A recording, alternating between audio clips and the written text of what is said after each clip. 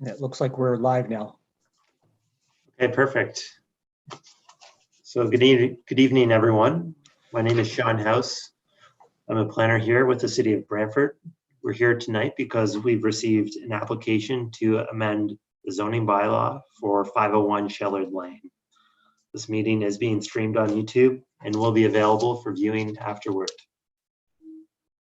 If you're viewing and have comments or questions that aren't brought forward, please let me know following the meeting, and I will do my best to address them. So I will begin the meeting by introducing councillors, planning staff, and the consultants. After this, I'll be giving an overview of the planning process, and then the applicant will present more specific details of their proposal. The floor will then be opened up for questions. To start off with introductions, at the meeting we have Ward 1 Councillor Rick Weaver. Other Ward 1 Councillor Jan Vanderstelt sends his regrets. From staff, we have our intermediate planner, Jeff Medeiros, taking notes. And from the applicants, we have Dave Aston and Stephanie Murdich from MHBC Planning.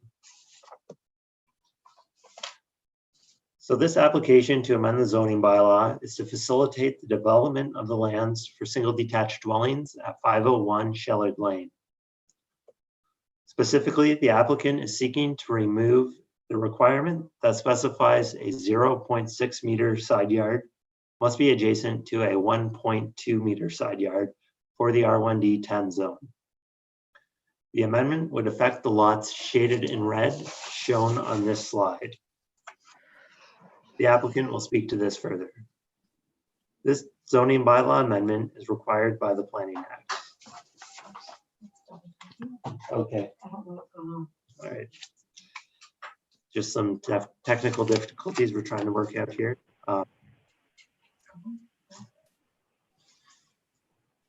No, could be feedback from another laptop. I'm not sure. Dave, can you hear an echo or anything from me? No, it seems okay. Okay, if it seems okay, I'll just keep going forward. So as I was speaking about, this zoning amendment will affect these lots which are shaded in red on this slide, and then our applicant from MHBC is going to speak to this in a little more detail. So this application to amend the zoning bylaw is a requirement from the Planning Act. And what a zoning bylaw is a law that puts our official plan into effect. Our official plan is a framework of goals and objectives of the city, which guides future development. And our zoning bylaw will then implement this by stating how land may be used, where buildings and other structures can be located, the types of buildings that are permitted, and how they may be used. It also regulates lot sizes and dimensions, parking requirements, building heights, and setbacks from the street. When a property owner wishes to deviate from the zoning bylaw, this type of application is required. The subject lands are within the West of Conklin secondary plan and are designated neighborhood center and neighborhood residential. The lands are currently zoned holding residential type 1D, exception 10, which permits these single detached dwellings.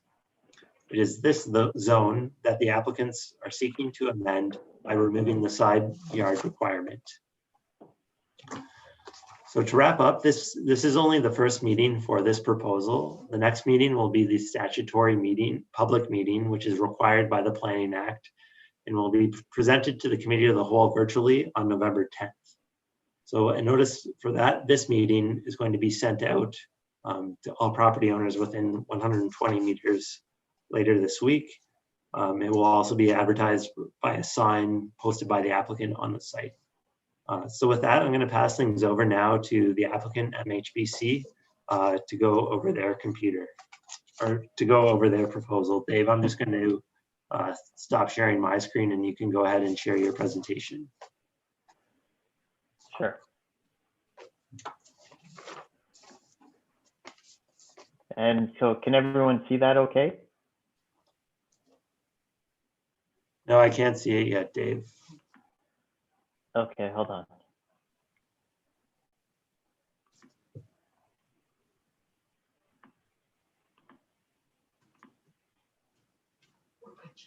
Okay. Is that better? Yep, that's great. Okay. Good. Thanks, Sean. Thanks, Councillor Weaver, for hosting the neighborhood meeting tonight. We've been working on this plan of subdivision for a number of years now with city staff, from draft approval through to some pre-servicing work and toward plan registration. As we've worked through the details, what we've come to realize is there are some lots which are identified on this screen with the red hatch, where the setbacks and the driveway locations and the engineering connections needed to be addressed.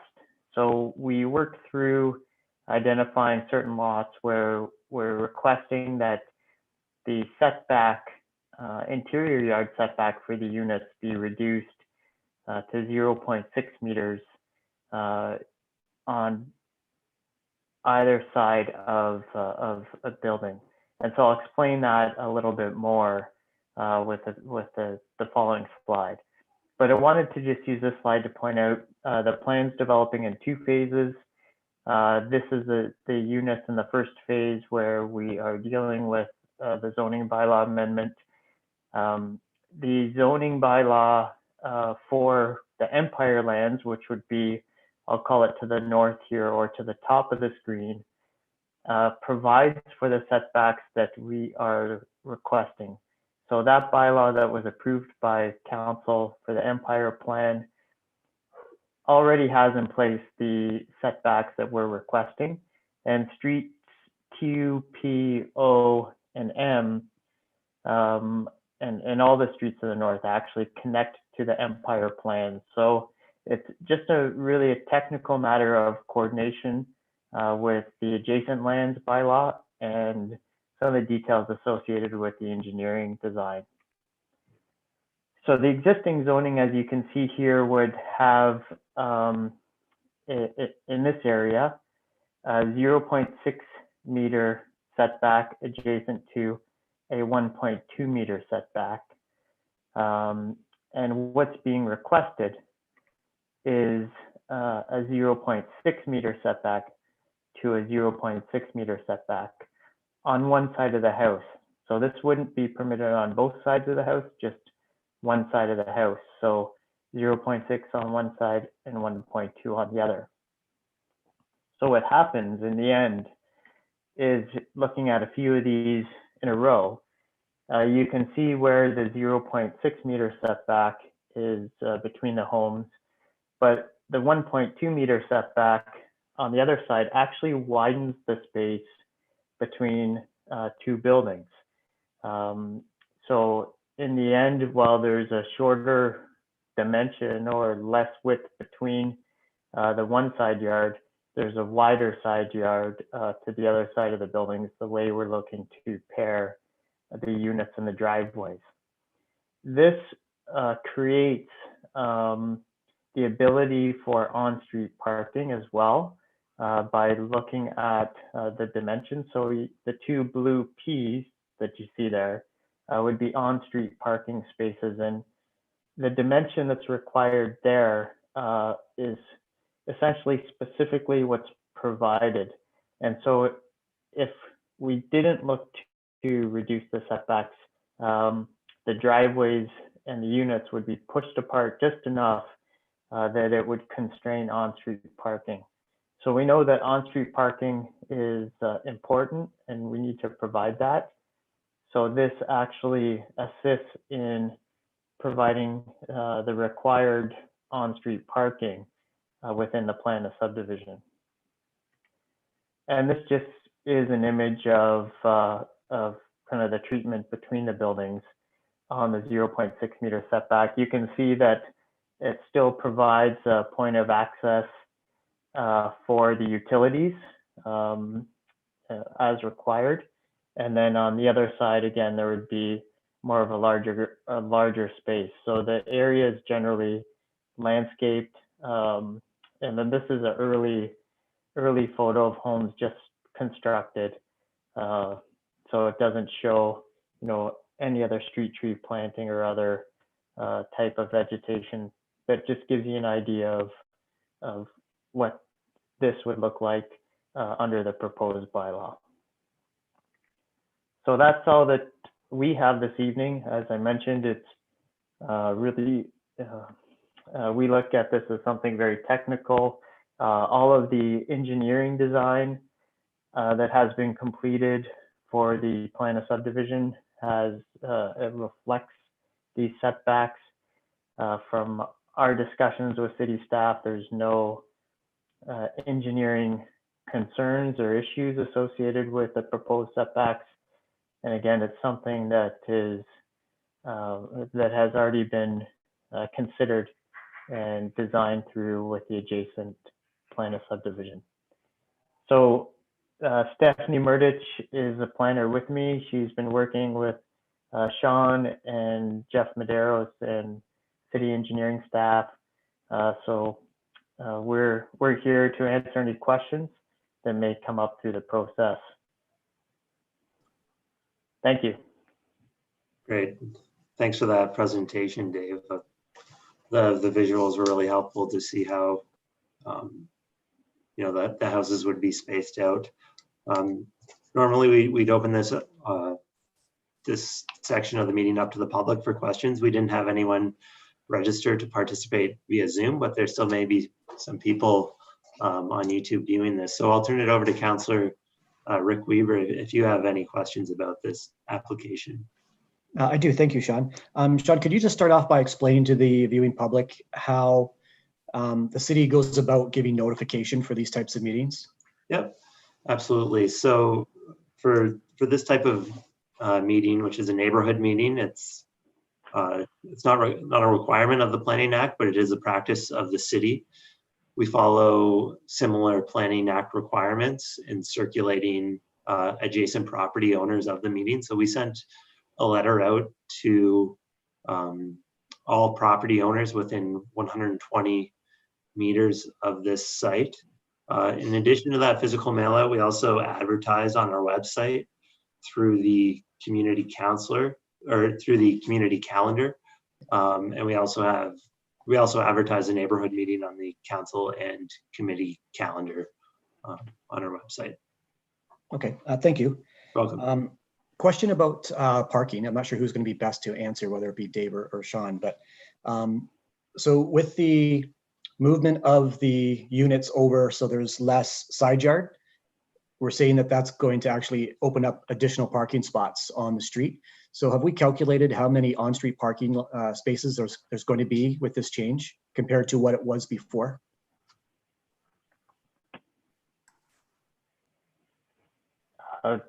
Due to the councillor, the on-street parking with this change will meet the city's requirement of the 50% visitor parking. We could get the calculation on if we didn't make this change, what the impact would be on the on-street parking, but I don't have that off the top of my head. And that's fine, Dave. Could you just make sure you have that for the council meeting when it comes, and that's going to be on November 10th? Sure. Because I'm sure that'll be some of the questions that I'll be getting from some of the residents in the area. Great. And this, again, this will be another question. I know the answer already, but just if you could respond. Shifting the land over or the homes over, it does not increase the amount of units you're putting in this area, correct? That's correct. It's the same number of units that were approved. Okay, great. So I seen in the photos that you showed with the 0.6 side yard, and those were Empire homes.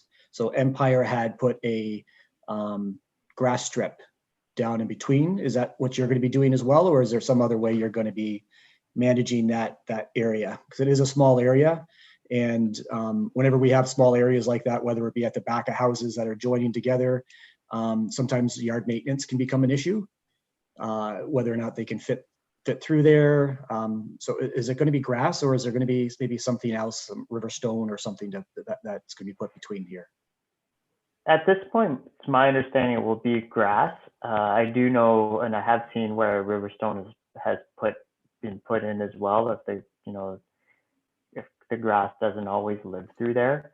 So let me follow up on that as well, and I'll confirm if they're all going to be grass or if there's Riverstone. But my understanding is it will be a sodded or grass area as the subdivision develops. As you know, people, once they're moved in, that may change. And from an engineering perspective, I don't think that there's a impact one way or the other, because there'd still be an impervious surface. Okay. And then I think the last question I have is, so in the backyards of these units, have you figured out the fencing aspect? So obviously with 0.6, most likely that's going to result in a fence just abutting that to block off access at all, because that won't be enough room for a gate for both properties. So, and then the gate would have to go on the other side of the property. Is that what we're thinking is going to end up happening?